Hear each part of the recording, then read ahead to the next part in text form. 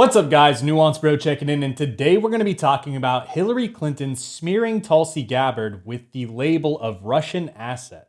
But before we start, if you'd like to support the channel, please go to nuancebro.com/join. So earlier today in a podcast called Campaign HQ, Hillary Clinton decided to smear Tulsi Gabbard and Jill Stein with the label of Russian asset. Now we have audio from that podcast and we're going to play it a little bit later, but I want to just go into a little bit of the more recent history on this, just to give you guys a little bit more context. So if you guys didn't watch the recent Democratic debates, Tulsi Gabbard actually went on and called out CNN and the New York Times, which were hosting the event, for their bias against her and their smears. Just 2 days ago, the New York Times put out an article saying that I'm a Russian asset and an Assad apologist and all these different smears. This morning, a CNN commentator said on national television that I'm an asset of Russia. Completely despicable. So as you can see there, she called out the New York Times and CNN for smearing her. Now, the New York Times article she's referring to is this one, which has the title, "What exactly is Tulsi Gabbard up to?" As she injects chaos into the 2020 Democratic primary by accusing her own party of rigging the election, an array of alt-right internet stars, white nationalists, and Russians have praised her. And for CNN, they had CNN commentator Bakari Sellers say this. There is a chance that Tulsi is not just working for the United States of America, but I digress. So, oh, wait a minute. What does that mean? that's not just an allegation. I firmly believe that. Message is coming now. No, here I know. Watch the bots come on Twitter now. I firmly believe that Tulsi Gabbard stands on that stage is the antithesis to what the other 11 individuals stand for, especially when it comes to issues such as foreign policy. There is no question. Yeah. There is no question that Tulsi Gabbard, of all the 12, is a puppet for the Russian government. Whoa. I mean, that was strong. How is there no question? Well, I think that you look at her relationships, doing the bidding, her relationships and affection for people like Bashar al-Assad, her admiring somebody who we know to be a war criminal, propping them up. I think that those are questions that are going to have to be answered. Obviously, with Syria in the news, obviously this will come up tonight. I mean, I don't know that it will be framed the way you are. I don't think the moderators will frame it. I don't either. Now, keep in mind, CNN and the New York Times were the ones moderating for that debate that night. And these events just happened days before. And on that CNN panel, you didn't see that much pushback for such an outrageous allegation that she is a Russian puppet. I mean, imagine if they said that for a candidate like Elizabeth Warren or someone like Hillary Clinton. The anchors would have just gone crazy and told them, and that person would probably be fired and never appear on CNN again. So we've seen the bias against Tulsi Gabbard's campaign from the mainstream media. Now let's get to that podcast clip we talked about earlier featuring Hillary Clinton. They're also going to do third party again. And I'm not making any predictions, but I think they've got their eye on somebody who's currently in the Democratic primary and are grooming her to be the third party candidate. She's the favorite of the Russians. They have a bunch of sites and bots and other ways of supporting her so far.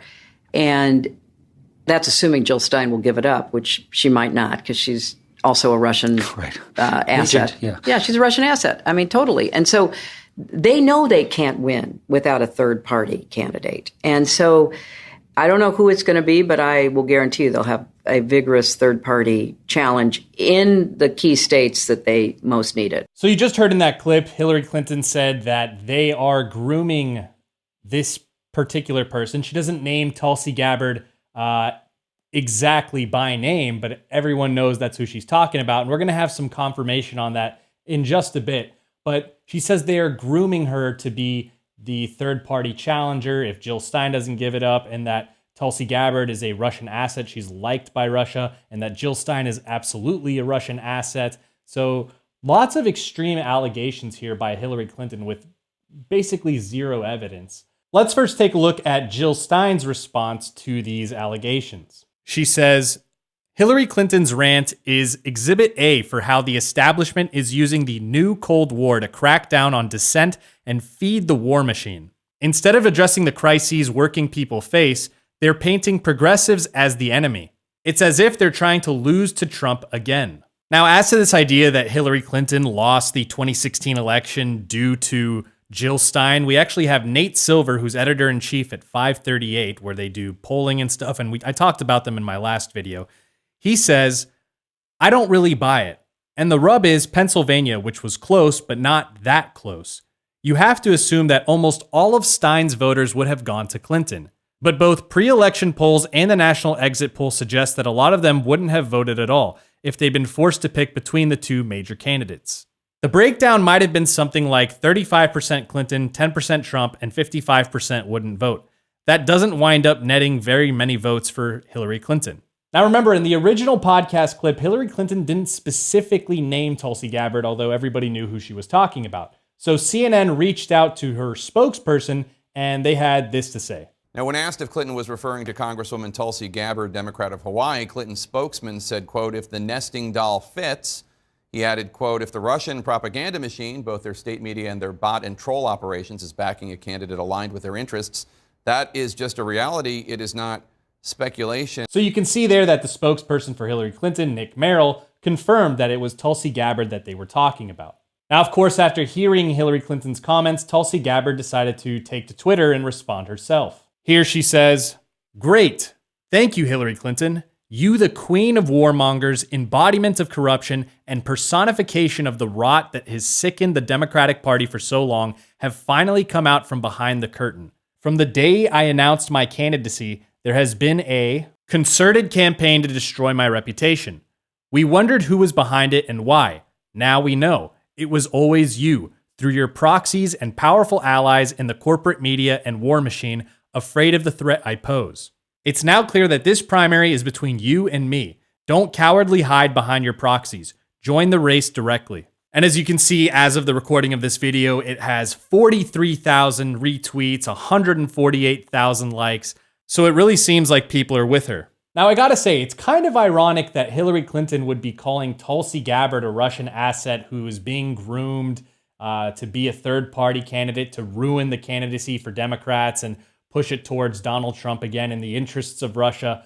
Because Tulsi Gabbard is someone who actually fought for this country. She's a soldier. She served in the U.S. Army. She is the rank currently of major. She served in Iraq in the medical unit. But Hillary Clinton, on the other hand, she probably has more Russian ties and Russian interests than Tulsi Gabbard could ever dream of. As we can see in this article from the New York Times, cash flowed to Clinton Foundation amid Russian uranium deal.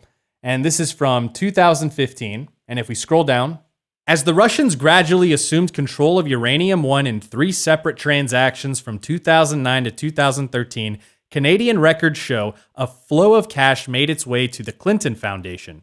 Uranium 1's chairman used his family foundation to make 4 donations totaling $2.35 million. Those contributions were not publicly disclosed by the Clintons, despite an agreement Mrs. Clinton had struck with the Obama White House to publicly identify all donors. Other people with ties to the company made donations as well. And shortly after the Russians announced their intention to acquire a majority stake in Uranium 1, Mr. Clinton, Bill Clinton, received $500,000 for a Moscow speech from a Russian investment bank with links to the Kremlin that was promoting Uranium 1 stock. So the woman with actual Russian ties, with people actually giving her millions of dollars and her husband $500,000 for a single speech, that person is accusing someone who served in the armed forces, who's currently running as the Democratic nominee for in the primaries. She's accusing that person of being a Russian asset when she herself was getting money from the Russians when she was Secretary of State. Now, I'm not making any claims about the Uranium 1 deal or Hillary Clinton being a Russian asset. I'm not making that claim. I try to be a little bit more responsible than that. But Hillary Clinton, she doesn't care. She'll just lob out those kind of accusations towards someone like Tulsi Gabbard, even though, she served in the military and she served this country honorably. But she doesn't care. Now, I want to include a quote that Van Jones made on his CNN show just very recently. So I don't have a clip of it just yet, but here is the quote. And this has to do with Hillary Clinton's suggestion that Russians are grooming Tulsi Gabbard. She's playing a very dangerous game. If you were concerned about disinformation, that is what just happened. Just throw out information, disinformation, smear somebody. And I think that's exactly right. It's really dangerous for Hillary Clinton to be saying something like this, especially during the election process, during the primary process in the Democratic Party. If you have evidence that she's being groomed to be this third-party candidate, then present it. But don't make the allegation just because you're still feeling sour grapes from losing the 2016 election and you feel like you want to blame somebody like Jill Stein or the Russians. The Russians didn't force you to not go into the state of Wisconsin. Your feet did that. Now, as you could imagine, a lot of people were taking Tulsi Gabbard's side that you saw from the retweets and likes that she received on her tweet. So Nick Morrell, who's Hillary Clinton's spokesperson, he decided to do some damage control on Twitter, as you could see here. Folks, listen to the podcast. She doesn't say the Russians are grooming anyone. It was a question about Republicans. So this is interesting because he's saying, okay, yeah, maybe Hillary Clinton called her and Jill Stein Russian assets, but the previous part of the question that came 2 seconds before she said Russian asset or that she is liked by the Russians was that she's being groomed by the Republicans to be a third-party candidate.